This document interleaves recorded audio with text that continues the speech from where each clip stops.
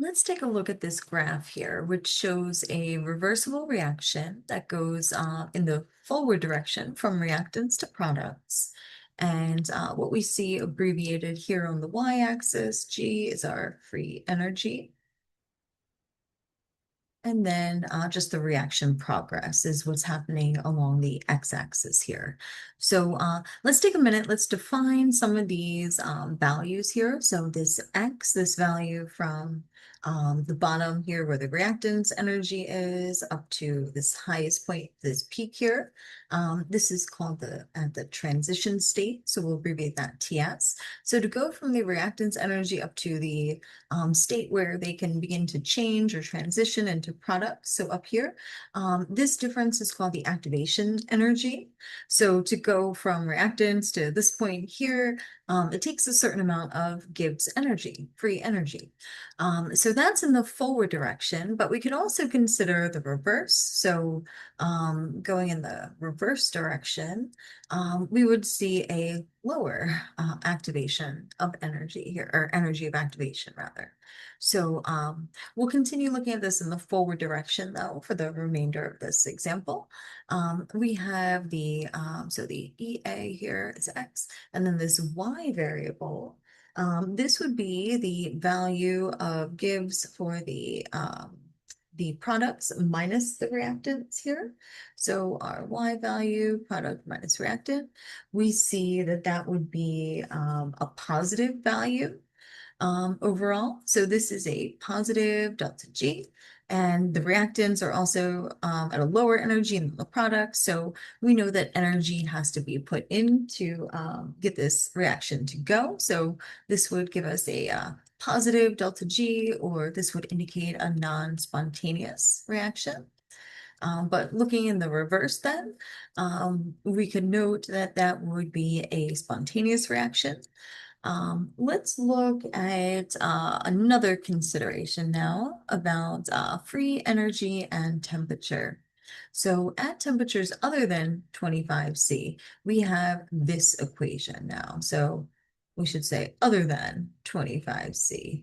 And then we have the standard state, the delta G naught rather, oh, here we go, that is at 25 degrees Celsius. So that's what standardizes it. That's the standard state temperature. So let's also note that temperature, when we plug it in here, is always going to be in the unit of Kelvin. And delta G can change with temperature. That's good to note too. So by that, I mean delta G can go from positive to negative and become spontaneous or non-spontaneous depending on temperature.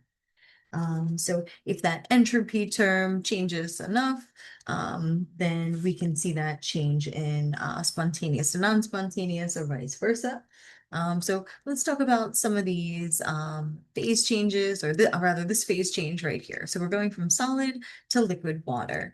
So we're saying that this is going to be a value that we need to add, right? So a positive delta H here is what greater than 0 is indicating. So we have to add some energy to get this solid to turn liquid. But when we do, we know that we're also going to have a positive delta S. We're going to have an increase in entropy because those molecules will then have more energy. They're moving around more translational, rotational, all those vibrational modes. So we know that we have a positive delta S. And if we talk about plugging in some values then to this equation, so if we just plugged in positive enthalpy, and then we subtracted a positive value here, so something positive, and then we subtract a value, we're going to see that depending on temperature, right, since we have both positive values here, this could either be positive or negative. So depending on how large that second term is, we can go from positive to negative, or we would remain positive if not quite that amount was subtracted. So there's a table here which kind of summarizes all the different possibilities that we could see with both enthalpy and entropy. So how the signs of these will affect reaction spontaneity. And then we can also comment on will they become spontaneous at a certain temperature, these reactions. So let's see here. If we take this first example where we have an exothermic reaction, so a negative delta H, and then an increase in entropy, positive delta S. So that would give us a negative delta S term. So what we see then is if we plugged into our original equation, it would be negative enthalpy minus something else, so negative getting more negative.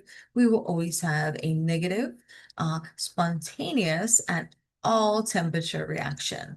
So an example of that is ozone 2O3 gas here turns into 3O2. So this first example here is spontaneous at all temperatures.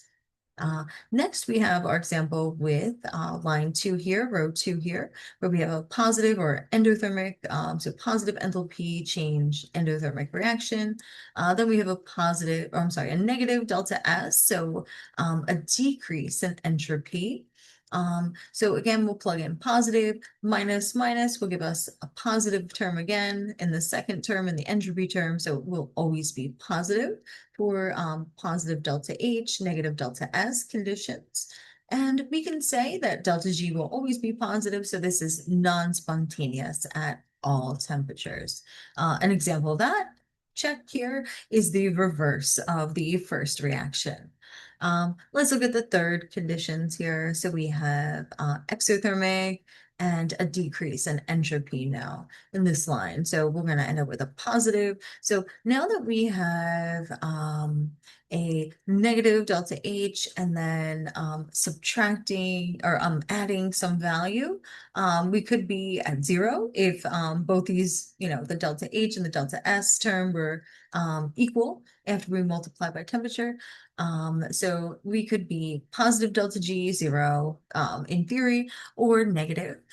So what we can say about this is if we just plug in any positive value here and then we subtract, if we plug in rather a negative, right? Because we have a negative exothermic reaction here, right? So negative minus some negative value, so plus something here. That's how we know that our delta G, depending on magnitude of the delta H and the delta S term, could be positive or negative. So what we can say is since they're both negative, you can remember that this reaction will only become spontaneous at a low enough temperature. So I remember negative, negative, negative H, negative S. At low temperature, this reaction could become spontaneous.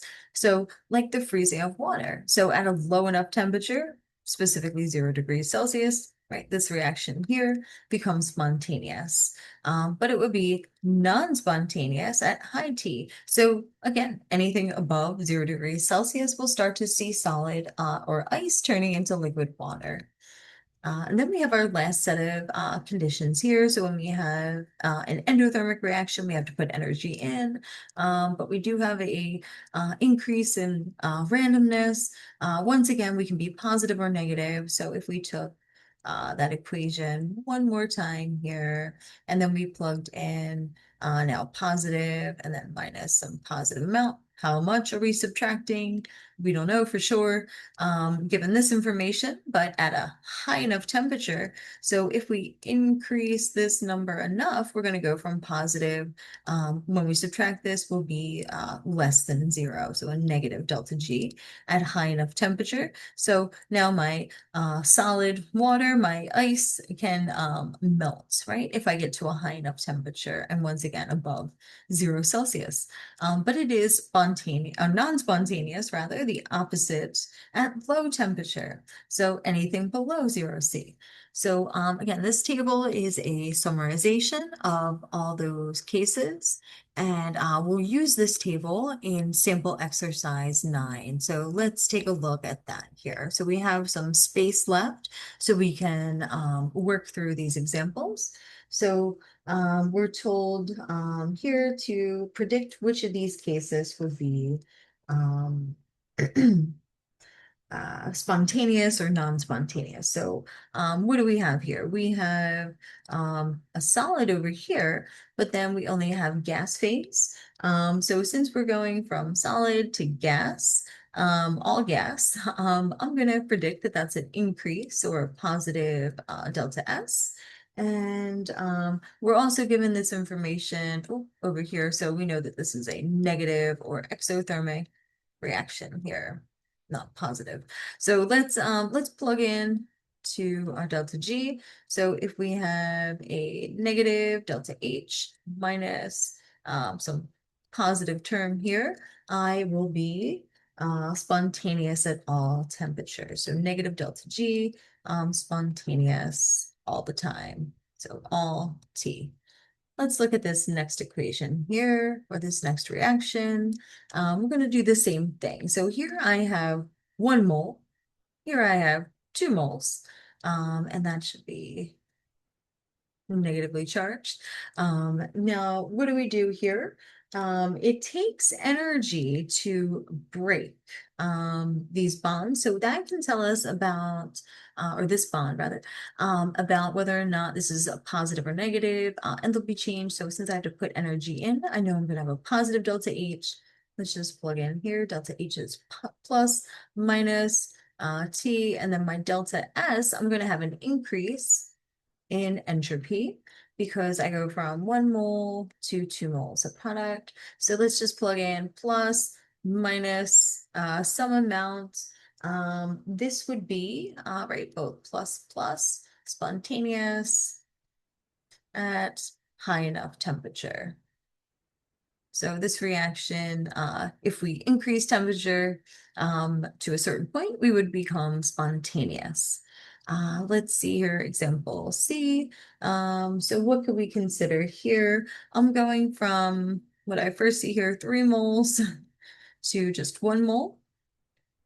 So that would be a negative delta S. And then here, if you can see, that's a negative delta H. So I have negative, negative, and I remember that delta G negative minus some negative term.